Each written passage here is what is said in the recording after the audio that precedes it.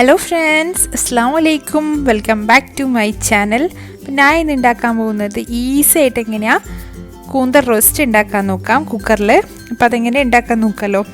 അപ്പോൾ അതിന് വേണ്ടി ഞാൻ കുറച്ച് ഇൻഗ്രീഡിയൻസ് എടുത്തിട്ടുണ്ട്. ഒരു 1/2 കിലോ കൂന്തൽ എടുത്തിട്ടുണ്ട്, ക്ലീനാക്കി വെച്ചത്.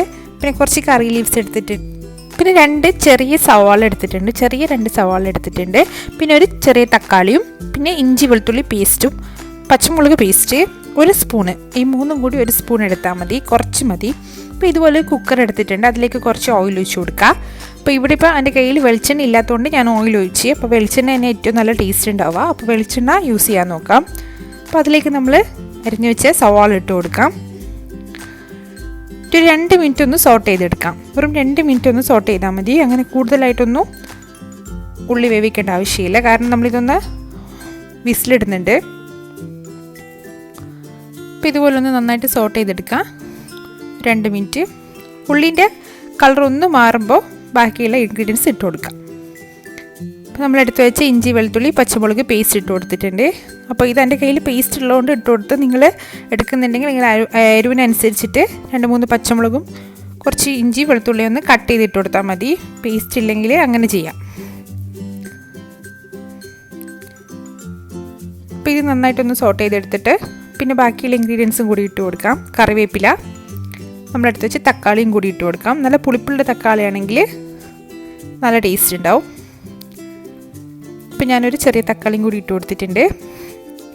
എല്ലാം ഒന്ന് ഇതുപോലെ ഒന്നും കൂടി ഒന്ന് വഴറ്റിയെടുക്കാം. ഇങ്ങനെ കൂടുതലായിട്ടൊന്നും വഴറ്റേണ്ട ആവശ്യമില്ല, ജസ്റ്റ് ഒന്ന് കളർ ചേഞ്ച് ആയാൽ മതി. ഇനി ഇതിലേക്ക് ആവശ്യത്തിന് ഉപ്പിട്ട് കൊടുക്കുക. അപ്പോൾ ആവശ്യത്തിന് ഉപ്പിട്ട് കൊടുത്തിട്ടുണ്ട്. ഇനി ഇതിലേക്ക് കുറച്ച് മഞ്ഞൾപ്പൊടി ഇട്ട് കൊടുക്കാം. ഒരു 1/4 ടീസ്പൂൺ മഞ്ഞൾപ്പൊടി ഇട്ട് കൊടുത്തിട്ടുണ്ട്. അപ്പോൾ ഇതിലേക്കൊരു 1 ടേബിൾ സ്പൂൺ മുളക് പൊടി ഇട്ടിട്ടുണ്ട്. 1 ടേബിൾ സ്പൂൺ മുളക് പൊടി എടുക്കാം. പിന്നെ മല്ലിപ്പൊടീൻ്റെ ടേസ്റ്റ് ഇഷ്ടമുള്ളവർക്ക് മല്ലിപ്പൊടിയും കൂടി യൂസ് ചെയ്യാം. ഞാൻ ഇവിടെ യൂസ് ചെയ്തിട്ടില്ല മല്ലിപ്പൊടി. അപ്പോൾ അതൊരു എടുക്കുന്നുണ്ടെങ്കിൽ 1 ടീസ്പൂൺ ഇട്ട് കൊടുക്കാം. കൂടി പോകണ്ട. വേറെ മസാലകളൊന്നും യൂസ് ചെയ്യുന്നില്ല. ഒരു നാടൻ സ്റ്റൈൽ കിട്ടണമെങ്കിൽ നമ്മൾ ഇതുപോലത്തെ മസാല മാത്രം ഇട്ടാൽ മതി. കൂടുതലായിട്ട് പെപ്പറും അങ്ങനെ ഗരം മസാല ഒന്നും യൂസ് ചെയ്യേണ്ട. നമ്മളെടുത്ത് വെച്ച കഴുകി വൃത്തിയാക്കി വെച്ച് കൂന്തലിട്ട് കൊടുത്തിട്ടുണ്ട്. എന്നിട്ട് ഒന്ന് നന്നായിട്ട് മസാല ഒന്ന് പിടിപ്പിക്കുക. ഇതിലേക്കൊരു 1/2 ഗ്ലാസ് വെള്ളം ഒഴിച്ച് കൊടുക്കാം. വെള്ളം കൂടി പോകണ്ട. ഒരു ചെറിയ 1/2 ഗ്ലാസ് വെള്ളം ഒഴിച്ച് കൊടുത്തിട്ട് ഒന്ന് കുക്കറിനെ മൂടി ഇട്ട് കൊടുക്കുക. ഇതിനൊരു 3 വിസിൽ നമുക്കൊന്ന് വേവിച്ചെടുക്കാം. Correct 3 whistle. അപ്പം വേവിച്ചെടുക്കാം. കറക്റ്റ് 3 വിസിലാ വേണ്ടി വന്നിട്ടുള്ളൂ. അപ്പം തീ നമ്മൾ മീഡിയം ഫ്ലെയിമിലിട്ട് വെക്കണം, അങ്ങനെ കൂടുതലാക്കിയിട്ട് വെക്കരുത്.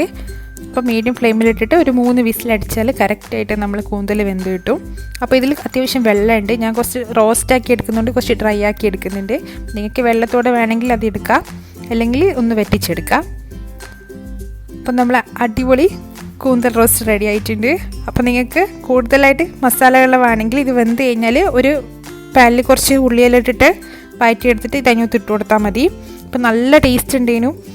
അപ്പം ഞാൻ ഇത് കഴിച്ചിരിക്കുന്നത് നല്ല നാടൻ ചോറിൻ്റെ കൂടെയായിരുന്നു. നല്ല ടേസ്റ്റ് ഉണ്ടായിരുന്നു കഴിക്കാൻ. ചിന്ന ചപ്പാത്തീൻ്റെ കൂടെയും ദോശൻ്റെ കൂടെയും സൈഡായിട്ട് കഴിക്കാൻ നല്ല ടേസ്റ്റ് ഉണ്ടാവും. അപ്പോൾ ഇതെല്ലാവരും ഒന്ന് ട്രൈ ചെയ്ത് നോക്കുക. കമൻസിലൂടെ അഭിപ്രായം പറയുക ട്രൈ ചെയ്തിട്ട്.